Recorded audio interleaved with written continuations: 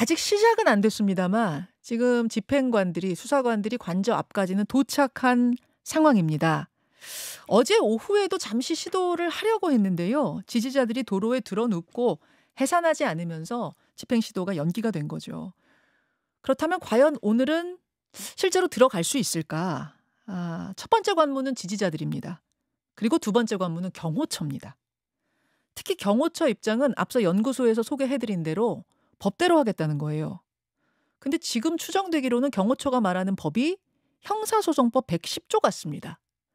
대통령 관저는 1급 군사보안시설이다.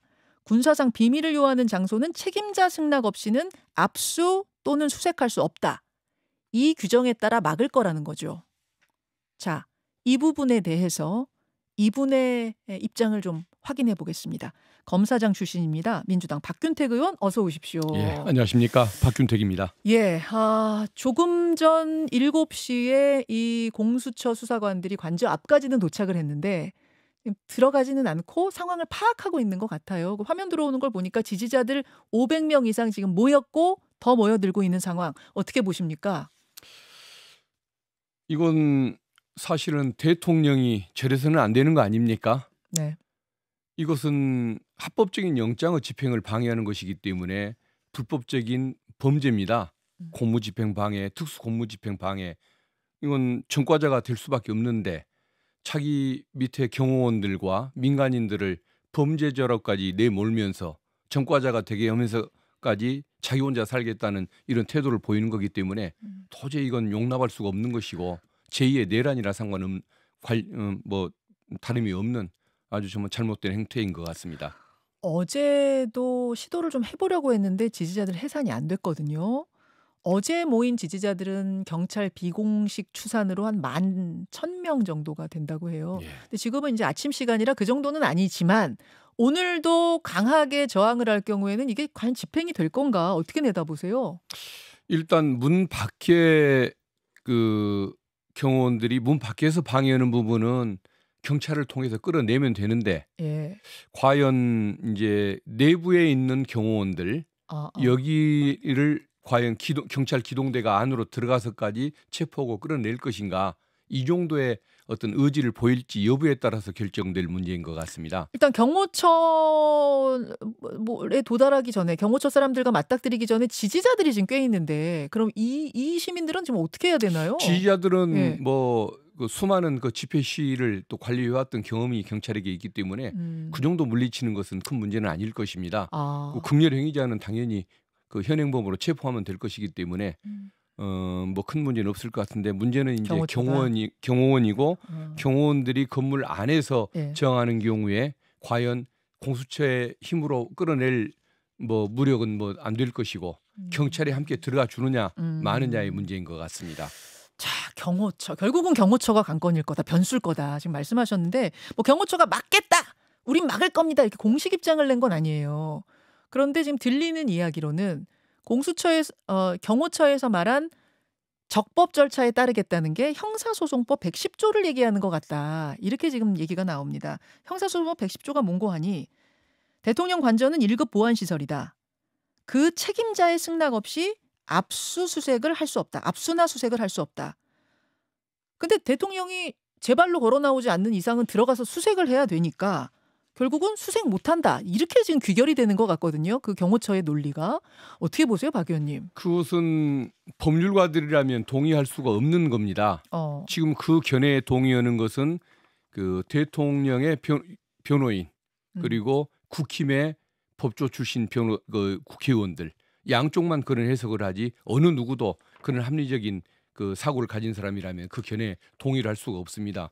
형사소송법이 네. 압수수색과 구속에 관한 규정을 별도로 두고 있습니다. 예, 소개 좀 해주세요. 예, 근데 그 압수수색의 경우에 물건을 압수하고 서류를 압수하는 경우에 거기에는 국가 보안을 담은 내용이 있을 거 아닙니까? 네. 그렇기 때문에 그 수색에서 허가를 받으라는 의미일 뿐 이처럼 신병을 체포하는 것은 국가 안보와 상관이 없기 때문에 당연히 어떤 이 제한을 받지 않는 것입니다. 기본적으로 물건에 한한 것이다. 예, 압수 또는 수색이 예. 그러니까 사람의 신병 확보에 관한 문제가 아니단 말씀이시고. 예, 그래서 형소법 137조나 138조 보면 예. 사람 신체의 구속에 관한 조항이 나오는데 예. 그때 그 어떤 수색할 수 있다는 얘기가 나오면서 예. 여기에 대한 그 제한 규정을 두지 않습니다. 그 얘기는 110조는 어떤 그 사람 신병 체포의 경우에는 아. 적용되지 않는다는 얘기입니다. 아하. 법률가라면 이걸 당연히 알 텐데 이것을 어. 부정하는 저 사람들은 결국은 아랫사람들을 범죄로 내모는 것과 다름없는 행태라는 거. 박 의원님 이런 조항도 예. 있어요. 그 책임자가 국가의 중대한 이익을 해하는 경우를 제외하고는 승낙을 거부하지 못한다. 예. 즉 지금 관저 들어가서 대통령 체포하는 게 국가의 중대한 이익을 해하는 거면은 막을 수 있지만 그게 아니라면 승낙해야 된다. 이런 조항도 예, 있는 게 그렇습니다. 맞아요? 근데 이 조항의 취지를 봤을 때 예. 이 중대한 이익이라는 것은 예. 어떤 그 기밀 유지, 예. 비밀 유지가 국가의 안보와 관련될 때라는 것을 얘기하는 것이지 대통령의 중요성, 지위의 중요성을 따지는 얘기는 아닙니다. 그리고 지금 대통령을 이 조사 안 나와가지고 체포하러 들어갔는데 이게 국가의 이익을 뭐 해하는 거라고 보기는 어려우니까. 예, 그렇습니다. 그렇다면 어떤 쪽의 법조항을 보더라도 지금 영장 가지고 들어가서 체포해 오는 데는 문제가 없다는 말씀이신데. 예, 당연합니다. 예. 그러면 지금 그 윤 대통령 측에서 아니 영장에다가 그런 거를 왜 판사가 막 적어 놓느냐? 판사가 어떻게 법적인 예외 규정을 거기다 막 적어 놓느냐? 이 부분은 어떻게 봐야 돼요? 사실은 법률상 당연한 것인데 당연한 내용을 이런 행동을 할까봐 친절하게 그 당연한 해석을 쏘는 것 아니겠습니까? 아, 판사가 안 써도 되는 건데 친절하게 이런 거 있습니다라고 덧붙여 준 거다 그 말씀이세요? 예, 좀 더 분명하게 써준 것이겠죠. 오해의 소지를 없애기 위해서. 그런데도 불구하고 이걸 부정하는 것은 허용될 수가 없는 것입니다. 그럼 이거에 대해서 대통령 측이 헌법재판소에 체포영장 효력정지 가처분 냈던데 이거 말씀대로라면 각하나 기각되겠네요? 예, 당연히 각합니다. 왜 그러냐면 이것은 권한쟁의 대상이 될 수도 없고 지금 직무집행정지 중인 대통령이 무슨 권한이 있어서 무슨 권한을 침해당했다는 겁니까? 이것은 그러니까 피의자의 신분으로 영장 집행에 응해야 할 일이지 국가 권력기관의 뭐 권한 다툼의 문제는 아닌 것입니다. 알겠습니다. 만약 오늘 경호처 그럼 자 일단 지지자들은 뭐 이렇게 뚫고 들어갔는데 경호처에서 어쨌든 이 조항을 막 내밀면서 막게 되면 그때는 어떻게 돼요? 경호원들도 경호처 사람들도 체포할 수밖에 없나요? 현행범으로? 그렇습니다. 예. 아. 서로 법 해석이 다툼이 있을 때에는 누구의 해석이 우선일 것인가? 당연히 법관의 해석이 우선 아니겠습니까? 이것은 형사 절차에 관한 문제이기 때문에 수사기관 그리고 그 이후에 법관의 판단을 우선시할 수밖에 없는 것입니다. 마침 오늘 이제 야당의 법조인 출신이 나오셨으니까 그럼 대통령 측에서 법적으로 문제 삼는 부분들 조금만 더 질문 드릴게요. 박 의원님. 지금 대통령이 왜 이렇게 수사에 협조를 안 하냐라고 물어보니까 그쪽의 공식적인 명분은 이겁니다. 공수처 지휘 아래 경찰과 공조해서 공조본부라는 걸 만들었는데 공조본. 원래 공수처에게는 내란죄 수사할 권한이 없다. 직권남용 혐의를 가지고 엮어가지고 내란 혐의로 확대 수사를 하는 식인데 그거는 꼼수다. 대통령은 직권남용으로는 형사상 소추를 받지 않는다. 즉 내란죄로만 형사소추가 되는데 따라서 내란죄로 수사를 할 수 있는 곳은 경찰밖에 없는 거다. 공수처가 지금 왜 불법적으로 이러느냐. 그러니 응할 수 없다. 이거거든요. 어떻게 보십니까? 그 공수처법에 그 직권남용죄를 수사 대상으로 해놓고 있고 관련 범죄를 할 수 있다고 돼 있습니다. 내란 범죄와 이 직권남용은 서로 그 연관되는 범죄이고 한통속인 범죄인 것입니다. 근데 이것을 부정한다는 것은 법률가 누가 봐도 말이 안 되는 것이겠죠. 아마 이제 대통령 측에서는 뭐 김용현 장관이나 다른 사람들은 이게 가능한데 직권남용으로 시작해서 내란죄로 가는 게 대통령은 직권남용으로는 형사상 소추를 당하지 않을 권리가 있기 때문에 뭐 대통령은 불가능하다 이런 논리 같더라고요. 관련 범죄이기 때문에 내란 범죄를 수사할 수 있는 것이고 내란 범죄는 기소가 가능한 범죄이기 때문에 당연히 수사할 수가 있는 것이죠. 그러니까 관련 범죄가 내란죄라면 그렇게 같이 봐가지고 갈 수도 있는 거예요. 확대 해석이 가능하다고 보시는 당연한 것입니다. 판사가 그런 것들을 다 충실하게 검토하는 과정에서 시간이 많이 걸렸을 텐데 영장을 발부했다는 것 자체가 수사권을 인정한 것이라고 봐야 할 것입니다. 아, 영장을 발부했다는 자체가 이거 다 검토했다고 보시는 거예요? 그렇습니다. 이것을 부정하는 사람은 윤석열 피의자의 변호인들밖에 없습니다. 나중에 이게 이제 본재판 갔을 때 그때 이게 뭐 문제되거나 그러진 않겠냐는 우려도 있던데 그렇진 않겠습니다. 문제된 일이 없습니다. 없다고 보세요. 알겠습니다. 어제 이제 시도를 하다가 해산이 실패한 것도 결국 지지자들이 막 드러눕고 요런 좀 강력한 행동을 보이면서 그런 거거든요. 근데 왜 그렇게 이게 지지자들 그 시위대들이 격하게 행동을 했는가 보니까 그 전날 윤 대통령의 편지가 작동한 것 같아요. 예. 편지가 영향을 미친 것 같아요. 편지 내용을 보면 유튜브로 잘 보고 있다. 추운데 고맙다. 끝까지 싸워서 이기겠다. 우리 더 힘을 냅시다. 뭐 이런 이제 A4 용지 하나 한 장 분량의 편지. 그건 어떻게 보셨어요? 그것은 그 다중우 유력에 의한 공무집행 방해를 범죄를 범해달라고 지금 어떤 범죄를 부추기는 내용 아닙니까? 특수 공무집행 방해죄의 교사에 해당하는 그 행위입니다. 교사. 예, 범죄의 교사입니다. 특수 공무집행 방해가 이 지지자분들께 막는 사람들한테 해당될 텐데 예, 그걸 교사한 것도 또 범죄다. 예, 저것도 나중에 저는 처벌 받아야 할 행동이라고 봅니다. 지금 우리가 지금 역사상 가장 구질구질한 대통령을 우리가 지금 접하고 있는 거죠. 대한민국의 국격을 떨어뜨리는 이제 행위입니다. 아마 트럼프를 흉내내려고 그러는 것 같은데 저건 있을 수가 없는 일이죠. 오죽 트럼프 흉내내는 거라고 보세요? 예, 저는 그런 행동이라고 보는데 아마 저게 네. 아마 박근혜 대통령 때 저러지를 않았습니다. 알았죠. 네. 최소한의 품격은 있었죠. 그러다 보니까 저는 요새 이제 박근혜 씨에게 박근혜 대통령이라고 꼬박꼬박 붙이는데 너무 정말 박근혜 대통령 전두환만 또 혹시 못한 이런 행태를 보면서 도대체 이걸 어떻게 인간 취급을 해줘야 하나 정말 그런 허망함을 많이 느낍니다. 근데 저기에 대통령 지지자들만 모여 있는 것이 아니고 어제 같은 경우에는 국민의힘 윤상현 의원하고 김민전 의원이 찾아갔더라고요. 윤상현 의원의 발언을 잠깐 좀 듣고 오겠습니다. 예. 대통령을 지키고 또 대한민국을 지키는 이 모습에 무한 경의를 표합니다. 저 윤상현은 누구와도 앞장서서 대한민국을 지키기 위해서 여러분들과 함께한다. 윤석열 대통령을 지켜야 하는 이유는 윤석열 대통령이 결국 대한민국 체제 그 자체이기 때문입니다. 윤석열 대통령이 대한민국 체제 그 자체다. 이 발언은 어떻게 들으셨어요?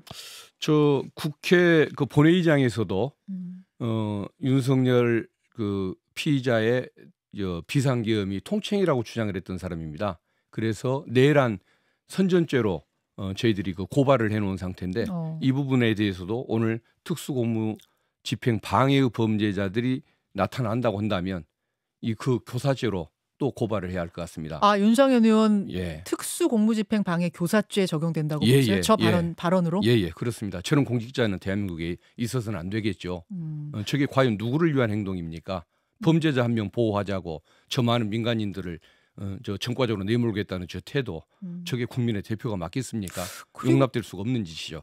그리고 윤석열 대통령이 대한민국이고 대한민국이 윤석열 대통령이다. 이거는 좀 무슨 말인가요? 저는 좀 들으면서 잘 이해가 안 가던데. 루이 14세의 발언을 짐이 곧 국가다는 그런 신봉자니까 저런 짓을 하는 것 같습니다. 짐이 곧 국가다. 예. 근데 윤석열 의원이 원래 윤 대통령한테 쓴소리도 많이 하고 지난 총선 때도 보면 전당대회 때도 그렇고 그랬던 분인데 지금 대통령이 대한민국이다 이렇게 얘기하니까 박근혜 대통령 때 저런 행동을 보여서 본인이 이제 정치인으로 성공했다고 믿기 때문에 아마 또 다음에 재선을 노리고 저러는 것 같은데 국민들이 똑똑히 기억을 해야 하는 것이고 그걸 잊지 않도록 만들기 위해서 저는 저건 새로 또 추가 고발을 해야 한다고 생각을 합니다. 김민전 의원 같은 경우에는 지금 중국인들이 이 탄핵 찬성 집회에 많이 보인다. 중국인들이 많다는 취지로 어제 말씀을 하셨더라고요. 그건 어떻게 들으셨어요? 뭘 근거로 그런 얘기를 하는지 모르겠습니다. 평소에 좀 이상한 말씀을 많이 하는 분이라 진상을 한번 확인해 봐야 할 것 같습니다. 알겠습니다. 근데 지금 대통령의 이제 심리가 어떤가가 궁금합니다. 대통령이 당당하게 수사받겠다. 당당하게 임하겠다고 담화에서 분명히 이야기를 했는데 사실은 지금 나와서 조사받는다고 당장 감옥 가는 게 아니고 나와서 조사받고 본인이 억울하면 그 억울한 거 얘기하고 억울한 걸 얘기해야 재판에 가서 본인이 무죄 받을 수도 있는 거 아닙니까? 원하는 그 무죄를. 근데 왜 조사 자체도 응하지 않는가? 이 심리는 뭐라고 보세요? 아까 말씀한 것처럼 저 윤상현 의원과 비슷한 생각을 하는지도 모르겠습니다. 짐이 곧 국가라는 생각을 할 수도 있고 또 세상 많은 그 매사의 이치를 그 천동설을 믿는 사람처럼 자기를 중심으로 해석해 왔던 사람 아닙니까? 자기 혼자 살자고 아랫사람들 다 죽어도 상관없다는 저런 태도를 보이는 사람이다 보니까 좀 정상적인 그 좀 상식이나 논리를 가지고서는 이해를 할 수가 없는 그런 인물인 것 같습니다. 알겠습니다. 지금도 속보가 막 들어오고 있는데요. 대통령 경호처가 차벽으로 관저 입구를 막아놓은 것으로 보인다.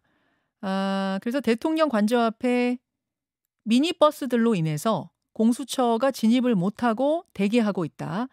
관저 입구에 대기 중인 공수처 차량은 8대가 지금 대기 중이라고 하고요. 경찰 기동대 버스 135대가 현장에서 역시 대기 중이라고 합니다.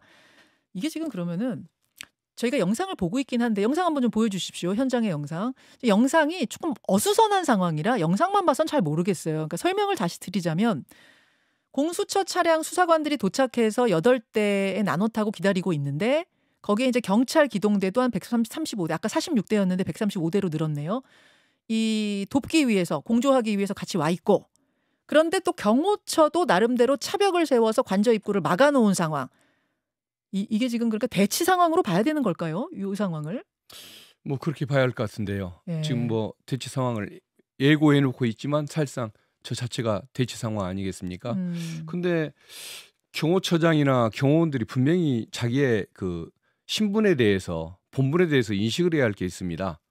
지금 대통령을 경호하는 것이 경호원들의 최고의 임무이긴 하지만 본인들은 윤석열 개인의 사병, 가병이 아닙니다. 네. 대한민국의 헌법과 법률 내에서 움직이는 공직 어떤 그 공무원 조직이라는 걸 명심을 해야 하는데 저런 식으로 범죄가 될 짓을 저렇게 감행한다는 것, 저건 정말 그 본인들의 운명과도 관련된 문제인데 범죄자를 위해서 자기들까지 범죄자가 되는 길로 뛰어들지는 않았으면 좋겠습니다. 알겠습니다. 민주당 박균택 의원 지금 만나고 있습니다. 박균택 의원 만나고 있습니다. 제가 마지막 질문은 국민의힘에서 어제 제기한 문제를 좀 질문 드려야 될 것 같아요. 권성동 원내대표가 성명을 냈는데 사법부는 이재명 대표 재판도 신속하고 엄정하게 진행해야 한다. 윤 대통령 영장심사는 신속하게 진행하고 이재명 대표 재판은 지연시킨다면 사법부의 공정성에 대한 신뢰는 흔들릴 수밖에 없다. 즉 1심 6개월, 2심 3개월, 3심 3개월 이른바 633 규정에 따라서 이재명 대표 재판도 신속하게 진행돼야 된다라고 촉구한 것 같습니다. 어떻게 답 주시겠습니까? 결국은 그 굉장히 그 악질적인 물타기 수법이라고 봐야겠죠. 대한민국의 모든 국민이 직접 눈으로 보고 귀로 들었던 내란 범죄자가 어떻게 이재명 대표와 비교될 수가 있습니까? 이재명 대표는 3년간 정치 사냥 그 수사의 희생물 아니었습니까? 두 개를 어떻게 비교할 수가 있는 것이냐? 그건 말이 안 되는 것이죠. 왜 국힘 지도부, 윤 정권의 수뇌부에는 정상적인 사람이 하나가 없는지를 모르겠습니다. 제가 국힘이 되고 나서 저 정권 사람들 한 번도 국민과 국가를 위해서 뭐 좋은 정책 하나 내놓는 걸 못 봤습니다. 정말 그런 식으로 사법에까지 관여하려는 그런 의도를 갖고 있다고 한다면 차라리 국민을 위해서 필요한 정책 하나라도 내놓고 실행하기를 기대합니다. 두 개를 연계시키는 것에 대해 이제 부적절하다는 말씀인데 있을 수가 없는 근데 일이죠. 연계 안 시키고 따로 봤을 때 또 뭐 이것은 이것대로 신속하게 저것은 저것대로 신속하게 이것을 주문하는 국민들도 꽤 많을 것 같은데 그 부분에 대해서는 어떻게 보세요? 지금 이재명 대표에 대해서는 충실하게 3년 넘게 수사도 진행되고 재판도 진행되고 있지 않습니까? 이재명 대표가 한 번도 소환에 불응을 해본 적이 없습니다. 서로 비교될 수가 없는 것이겠죠. 그러니까 둘 다 그냥 원칙대로 신속하게 그 입장이란 말씀이신 거죠? 그렇습니다. 알겠습니다. 여기까지 말씀 듣겠습니다. 민주당의 박균택 의원님 고맙습니다. 감사합니다. 김현정의 뉴스쇼는 시청자 여러분의 참여를 기다립니다. 구독과 좋아요, 댓글 잊지 않으셨죠? 알림 설정을 해두시면 평일 아침 7시 10분 실시간 라이브도 참여하실 수 있습니다.